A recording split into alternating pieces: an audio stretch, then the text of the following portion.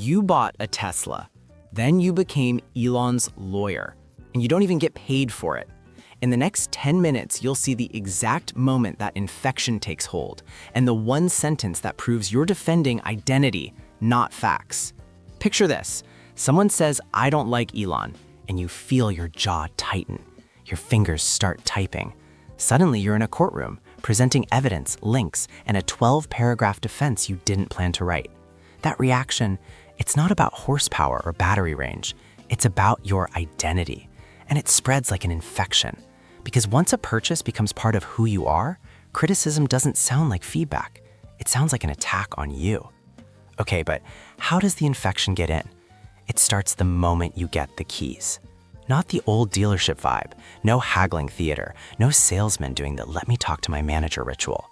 It's clean, minimal. You sign, you tap an app, you get a key card, and the product feels like it belongs to the future. Then the real welcome happens on your phone. You're not just handed a car, you're handed an interface, updates, a referral code, a subreddit, a Twitter feed, and a tribe that already has pre-written lines for every criticism. Stop. Think about the last time someone criticized your purchase. Any purchase. Did you defend the product, or did you defend your choice? That split second matters, because communities don't just form, they're cultivated. And here's how it works. To build a cult, you need 3 ingredients: a common enemy, shared rituals, and a sense of superiority. Tesla gives you all 3. The enemy? Legacy automakers, oil companies, people who don't get it. The rituals? Posting delivery photos, debating range, defending Elon in comment sections. The superiority? I'm early, I'm rational, I understand technology, I'm not like those legacy people. So when someone calls Tesla owners fanboys, your brain doesn't hear a critique of a product. It hears, you're not special, you're not smart, you got played. And your brain treats criticism like a threat. When someone attacks the brand, you feel like they're attacking you. So you defend. Not the car, your own intelligence, your own judgment. The comment section becomes a battlefield, and you're fighting for yourself. Here's the first trap. Defending the brand feels like defending your own competence. That's why the arguments get personal so fast. And that's why the defenses sound weirdly spiritual. People aren't just saying, "I like my car." They're saying, "You don't get it." When someone tells you you don't get it, they're not selling facts. They're protecting status, and status spreads. You feel above marketing, and then copy-paste the same talking points as everyone else. Here's the trick. You start saying the same things the community says. "I'm not influenced by marketing," while literally repeating the company's talking points. That confidence you feel, that's not clarity. That's the product working. All right, next. Now watch what happens. Because the strongest loyalty doesn't come from love. It comes from effort. You learn charging routines, range planning, software menus, which critics don't understand EVs. Each tiny effort, every hour you spend learning the system, makes you love it more. Not because the car got better, because you invested. That's the IKEA effect. When you build something, you can't admit it's broken, because that would mean your effort was wasted. And here's the trap most people miss. You're not just learning the car, you're learning to ignore criticism. Each tiny effort is a stitch. Do it long enough, and the product isn't something you own. The product is something you helped raise. And once you've stitched that jacket, you don't want to hear it's ugly. You especially don't want to hear the guy on the label is ugly. You're not defending Tesla anymore. You're defending the time you spent defending Tesla. Because then you have to answer an awful question. Did I tie my identity to the wrong thing? That question is pain, so the brain dodges it. And here's the dark part. Once you're this deep, you can't see it. Your brain literally filters out information that would make you feel stupid. Stop. Look at your lost argument about Tesla or Elon. Were you defending a feature, or were you defending yourself? Here's where it gets darker, because in the next 90 seconds, you'll see the one mechanism that turns this from preference into religion. Now look closer. Here's where it gets dark. Tesla pays you to recruit new buyers, not with cash, with credits, status, perks. When you benefit from spreading it, you don't just like it, you need it to be right. Because if it's wrong, what does that make you? A customer who got fooled? Or worse, a recruiter for a brand you can't defend? Mini test. Do it right now.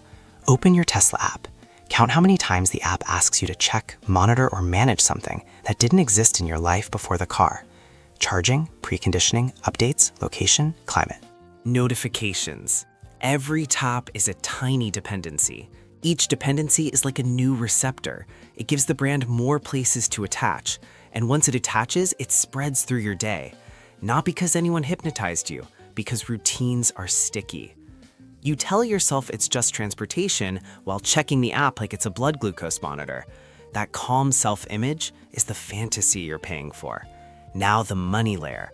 This is where the defense turns religious, because money creates commitment, and commitment demands justification. That's cognitive dissonance. That means your brain hates holding two clashing ideas at once. Example, I'm smart and I overpaid don't sit peacefully together. So the brain edits reality. It finds reasons, it finds enemies, it finds a story where you're still the hero. And here's the truth. Defending Elon isn't about Elon. It's about defending the story that you're too smart to get played.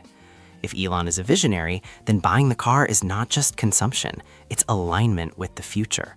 If Elon is a clown, then buying the car risks becoming a misread. So the defenses get intense. Not because owners are irrational, because their identity is doing what identities do, protecting itself. All right, zoom out. Then something broke. In 2024, Tesla loyalty collapsed, 73% down to under 50% in 6 months. People weren't just complaining, they were switching brands in record numbers. That matters because it proves something.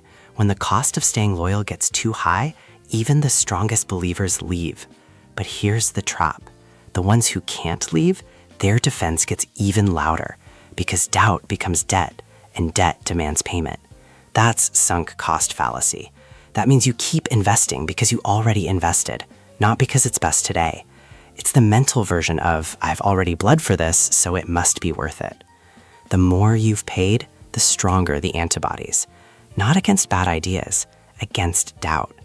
You call it being informed, but your information diet mysteriously avoids anything that would make you feel foolish. Your brain didn't become a researcher, it became a defense attorney.